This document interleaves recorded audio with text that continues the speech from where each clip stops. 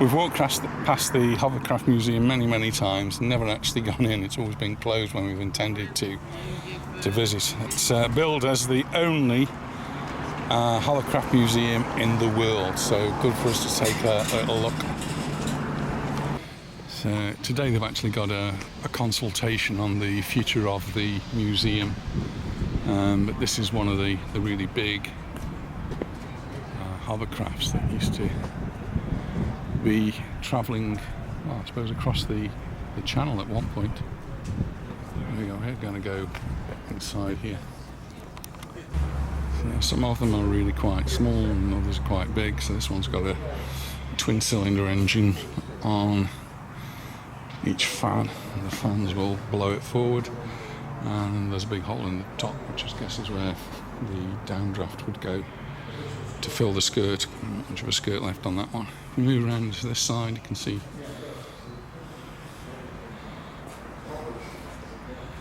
this one's called Hover Hawk. Stand back a bit. This one has got the skirt. This is made mostly of fiberglass. It gives it lightweight. Looks like it's a two-seater.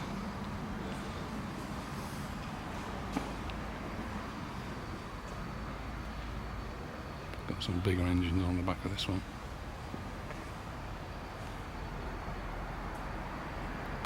This one's referred to as the Pindair skimmer, and it was made by Mike Pindair, who made his first one in 1968, mostly apparently in his spare bedroom. And this one is the Skimmer 12, semi-inflatable craft with various applications worldwide, including the police, patrols and rescue. I wasn't expecting to see this badge on a hovercraft, but here's the Lotus badge on a hovercraft. And just as an aside, I actually knew a man who owned Lotus at one point. David Wickens, who was the man who owned the auctions, car auctions. When Lotus was really struggling, he actually bought Lotus. Never actually made any cars with them, but rescued the firm so it didn't go under, and eventually sold it to, I think it was General Motors. But I didn't know they'd made any hovercraft. A little bit more local, this is one referred to as the Gosport. We're not far from Gosport, and this one's a SAR, search and rescue vehicle.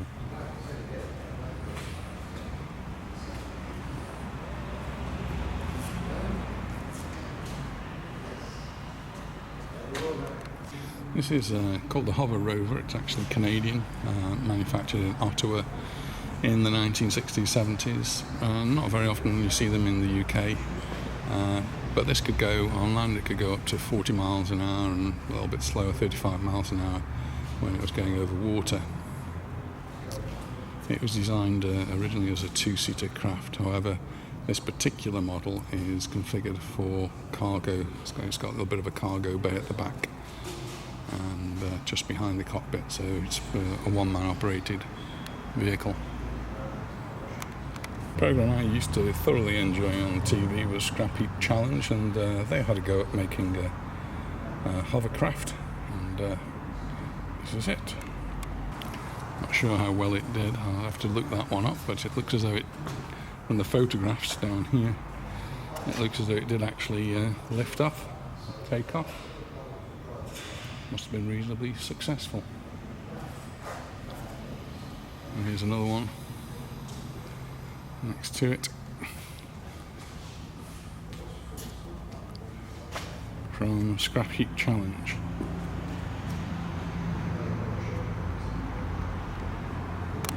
This one gives you a little bit of an idea of how big the rotors are on some of the really big hovercrafts. Sadly, there are none left doing commercial, one of these really big ones anyway, doing commercial trips except the one that goes to the Isle of Wight. I think that may be one of the last ones in the whole world. We've actually been on that. This particular rotor actually came out of a Royal Navy hovercraft, which would carry something like 130 troops. Not too successful though, and they stopped using them. This is another of the Mike Pindair models, the skimmers. This particular one's a four-seater, and a photograph of him here.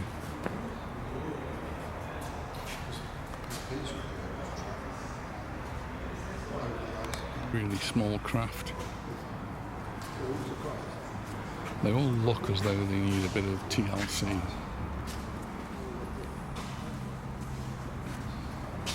This one can be carried on the top of a Mini.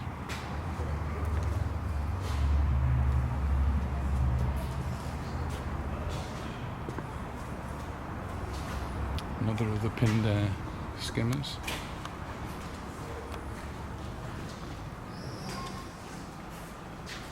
This one looks kind of cool. This is referred to as Winfield, single-seat hovercraft, but as part of a fairground ride from the 1960s. So not actually for going across the sea.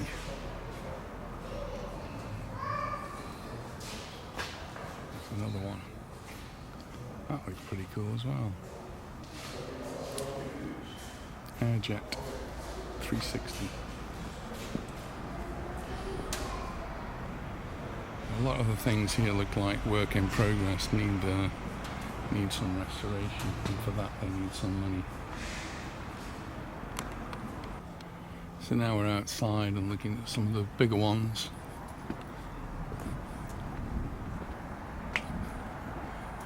All decommissioned now.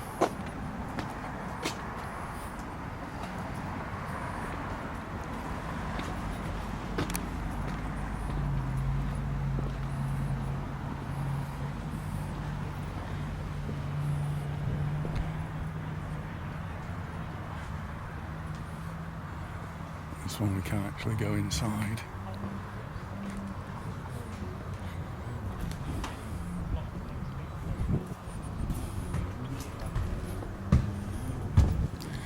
Quite a big open interior.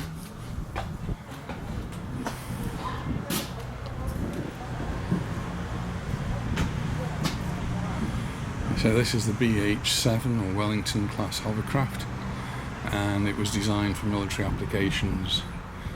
First flew in 1969 and was used in many trials by the Royal Navy during 13 years of tests.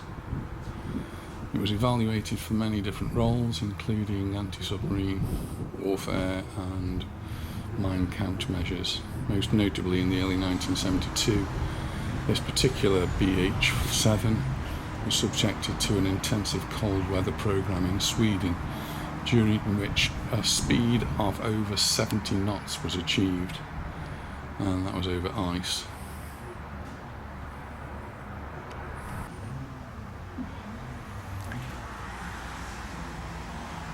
This is the wardroom. So some nice comfortable seating.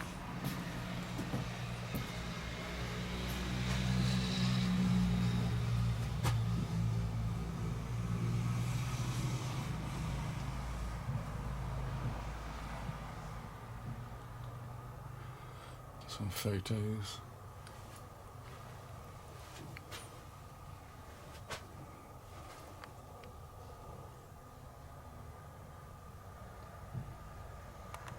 Here we've got the galley.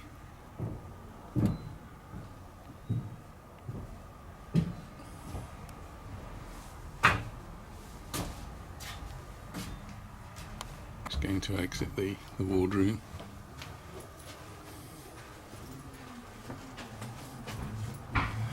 Across the way we've got the ops room. Quick look in that.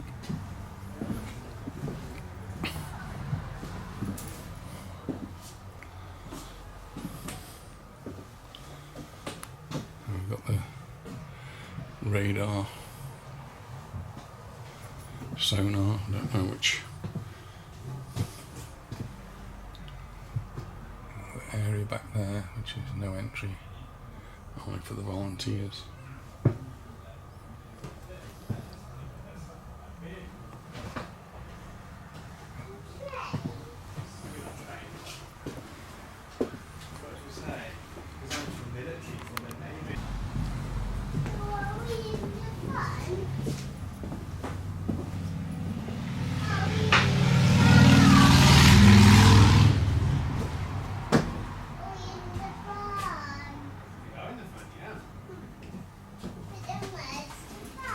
Coming to the other side of the galley. Looks like a 1970s kitchen. Sink with double drainer, cupboards. Oven at the back there. Looks almost like a microwave, not sure if it is. And one little electric burner heater.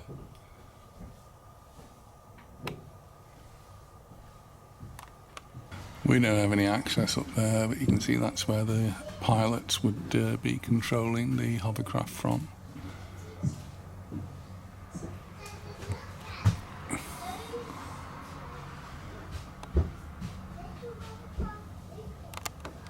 Just come round the back of this particular military version.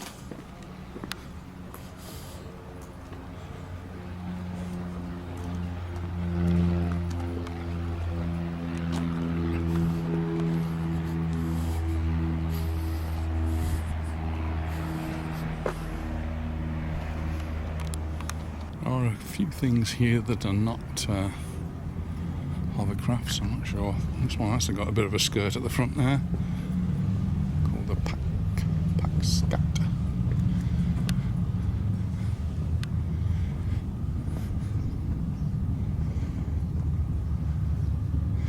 It is actually is an example of the sidewell hovercraft, and used an air cushion just the same.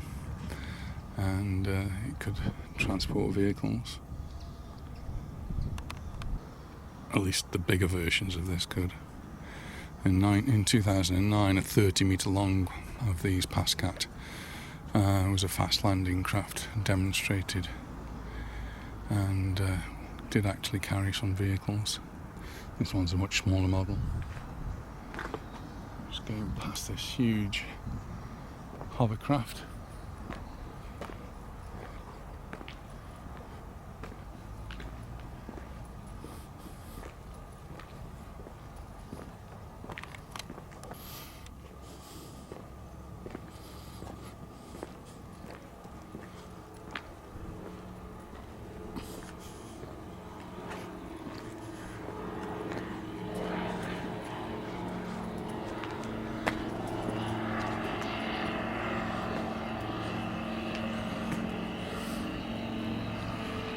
This is a military landing craft.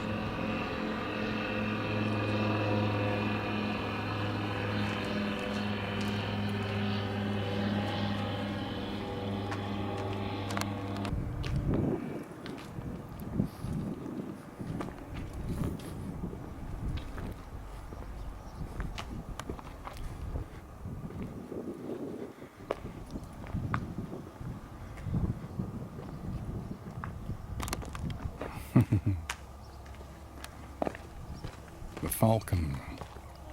That one looks a bit more luxurious. It's got posh curtains. Yeah. So It's one used by the Royal Marines.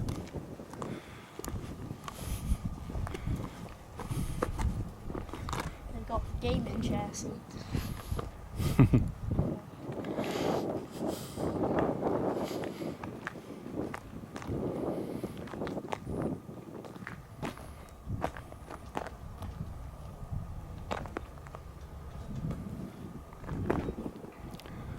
Hover speed.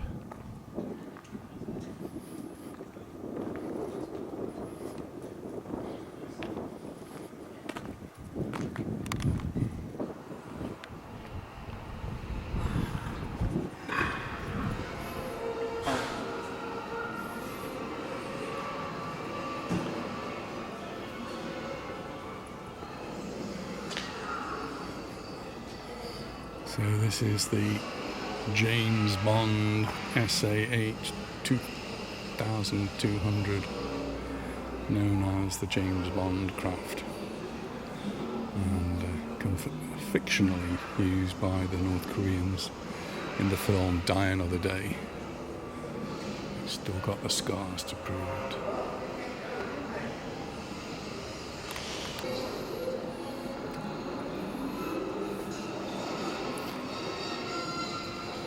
Pierce Brosnan from Die Another Day.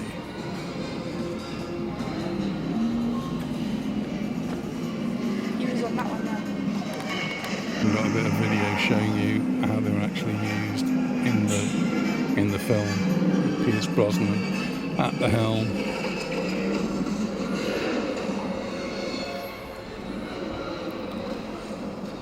Someone's actually made the modelling out of K-Nex.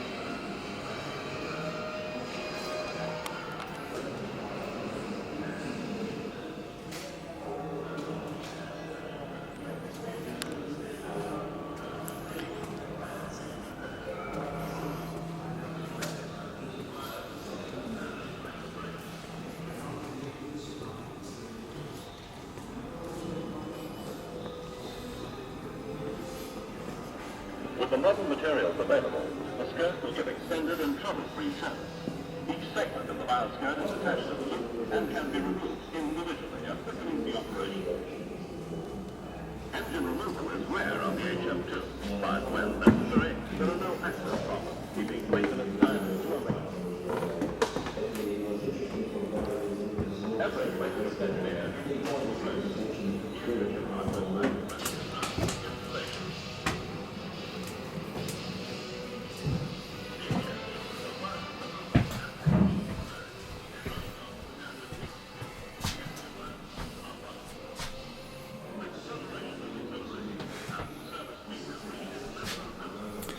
Here's the radar operator, navigator sitting here on the left hand side, and then over to the right the pilot. It's a pilot because they fly, so they're off the ground, so it's not like a ship. These people need to have a flying license and flown by joystick and various hand devices down there too, all the usual clocks and dials that you have in an aircraft. And the altimeter doesn't go very high, of course.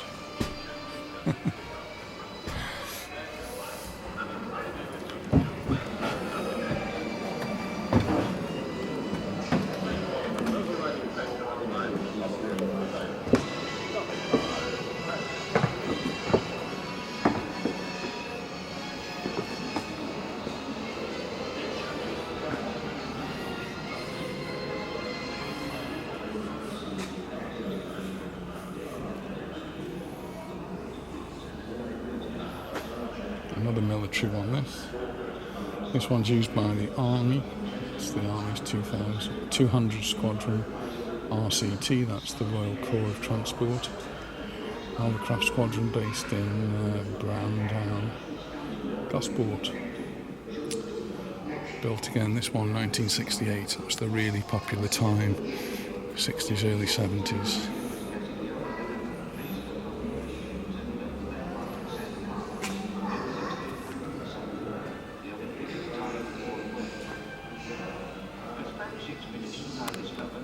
looks like a little bit of fun. Could this well be another scrap heap challenge? You take an old Mini and put a skirt on it. Make lots of holes to reduce the weight.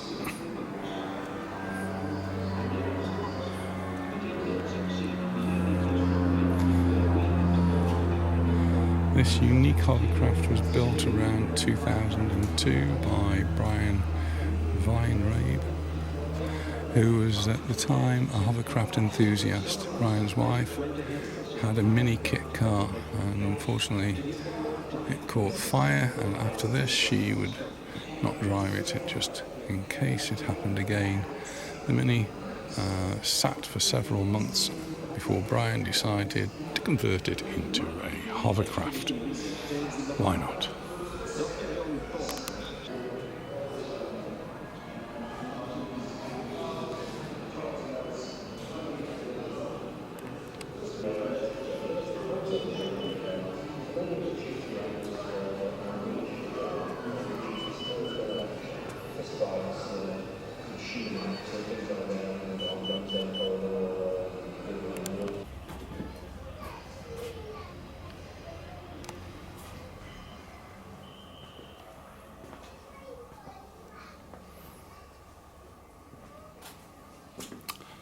Here's a Hoverlark. The Hoverlark was one of the smallest hovercraft that you could buy off the shelf. It was designed to fit on the roof of a car.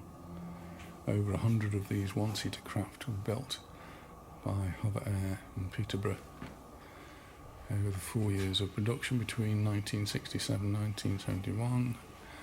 The cost of one of these was, in 1967, was £4,000. The cost of the average house at the time was about £3,800, so a little bit more than the average house. The craft was presented to the museum by the Reverend Granville Spedding in 1990. Tiny little thing. But next to it we've got the Midget. The Midget, single seat funfair craft, so this is a funfair ride just like one we saw earlier. This one is actually a real deal. It's another homemade version. This was made by Colin Clark in 1966. You have to show a pound to it. See that the application has been put into hover mowers and vacuum cleaners. We're now actually inside the big one. They've been having something of a conference in here to discuss the future of the museum and what the plans are, but so the museum actually extends into here.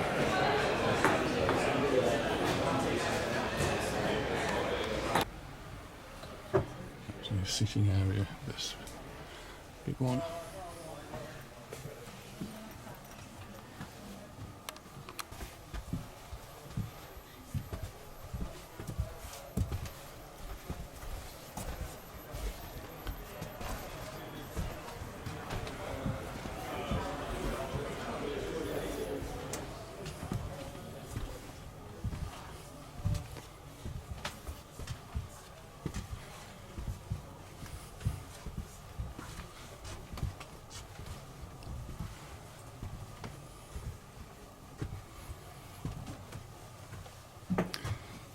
Here's the bar.